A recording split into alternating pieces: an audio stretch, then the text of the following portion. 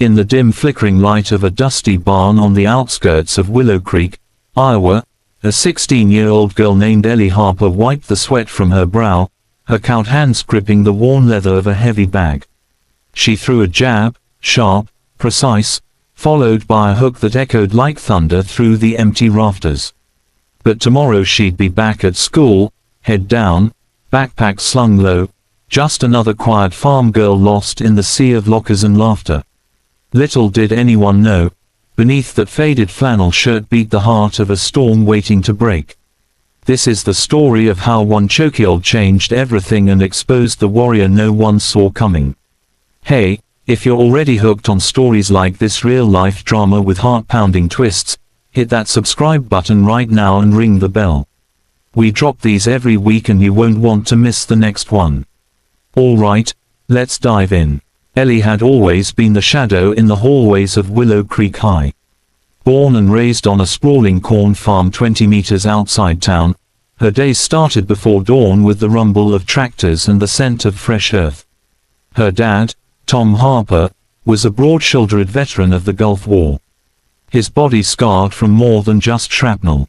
Years of back-breaking labor had hollowed him out. Mom had passed when Ellie was 6, taken by a sudden aneurysm while hanging laundry on the line. Since then, it was just the two of them. Ellie stepping into her mother's worn apron at supper time, her small frame bent over pots of stew, while Dad stared blankly at the TV, nursing a beer and his ghosts. School was Ellie's escape, or so she told herself. But Willow Creek High was a pressure cooker of small-town hierarchies, where football jocks ruled like kings and everyone else scrambled for scraps. Ellie didn't fit. She was too quiet, too plain, freckles dusted across her nose like forgotten stars, mousy brown hair tied in a loose ponytail that never quite stayed put. Her clothes smelled faintly of hay and motor oil, and she carried her books like a shield. Kids whispered about her weird farm life, how she talked to the cows more than people. But Ellie didn't mind the isolation. It gave her space to dream, to sketch wildflowers in her notebook during lunch, to lose herself in the pages of old adventure novels borrowed from the library. That all changed in the fall of sophomore year when Jake Harlan transferred in from Desmos. Jake was the kind of guy who filled a room before he even entered it, 6'2" with a quarterback's build and a smirk that could curdle milk. His dad owned the local John Deere dealership, so money flowed like the Cedar River after a rain.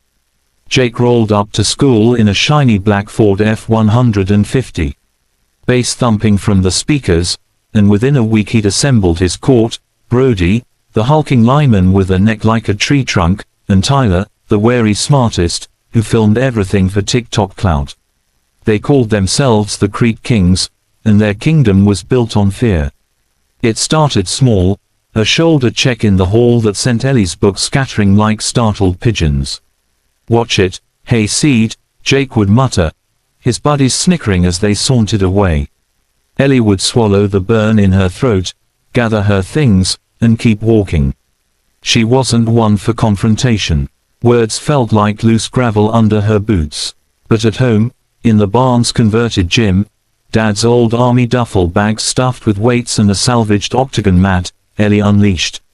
It had begun 2 years earlier after a particularly brutal harvest season when Dad came home black and blue from a bar fight he'd lost to some out-of-town drifter. "You got to learn to stand up, kiddo," he'd slur, tossing her a pair of gloves.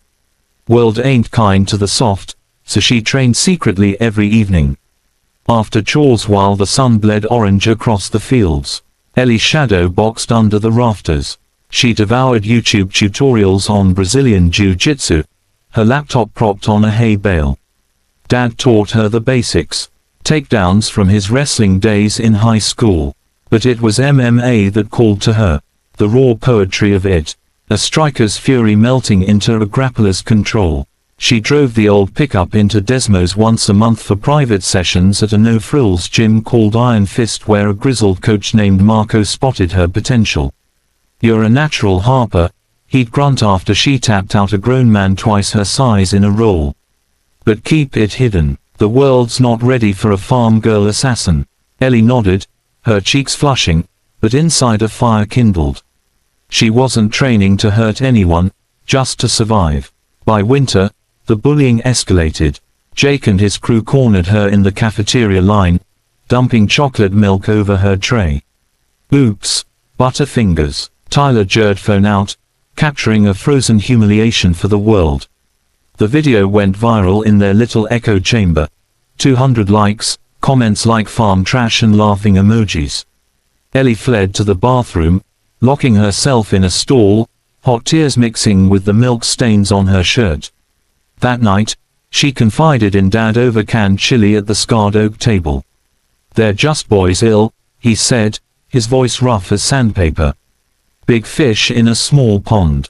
Let it roll off." But his eyes betrayed him, haunted like he was seeing his own younger self in the crosshairs. Ellie tried. She avoided the halls where they lurked, ate lunch in the shop, surrounded by the hum of fluorescent lights and the faint whir of a lathe. But tension coiled like a spring. Whispers followed her. "Ellie's a freak. Bet she sleeps with the pigs." And then came the "She's harder now," pinning her against lockers. Jake is breath hot on her neck. "Say something, mouse, or are you too scared?" She'd bite her lip until it bled, murmuring apologies that weren't hers to give. Deep down, she knew it wasn't about her. Jake's home was a thicket. His mom had left last summer for a better life in Chicago, and the whole town buzzed about his dad's bourbon-fueled rages. But pain like that doesn't excuse cruelty. It just amplifies it. Spring break brought a brief reprieve.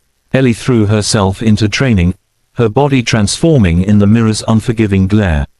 Shoulders broadening, abs etching like riverbeds after a flood.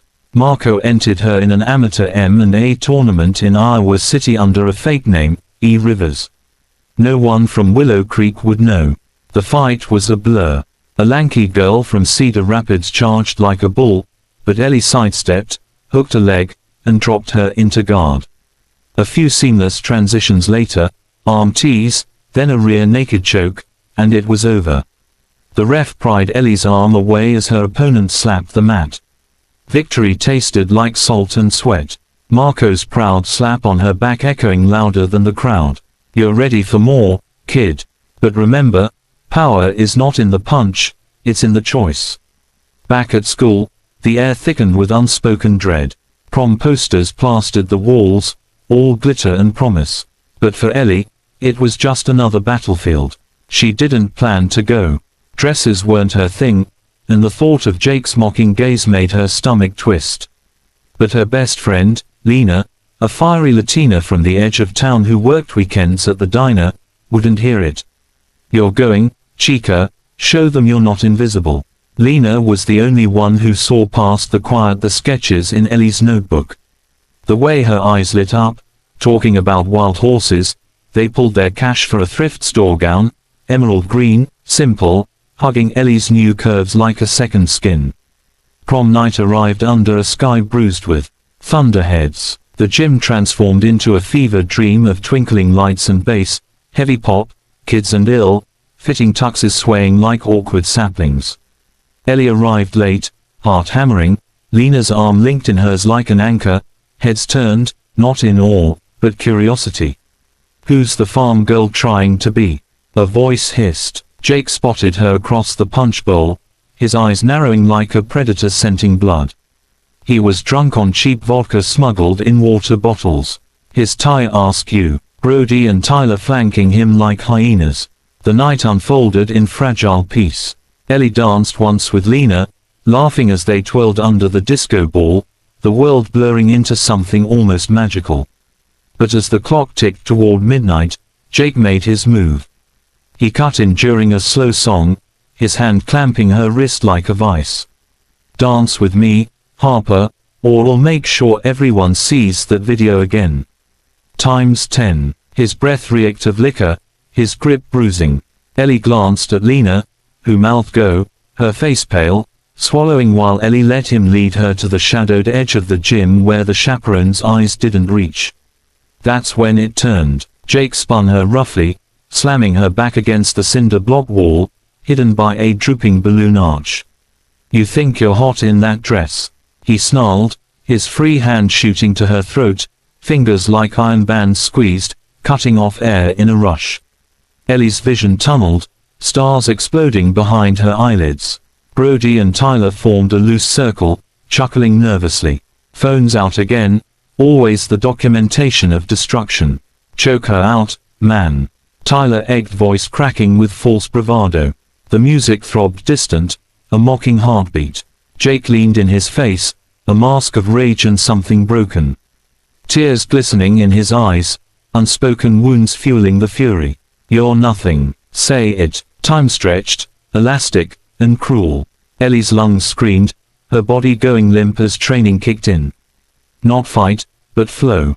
Instinct overrode panic. With a surge that surprised even her, she dropped her weight low, tucking her chin to create space. Her left hand snaked under Jake's elbow, framing it like a puzzle piece, while her right clamped his wrist.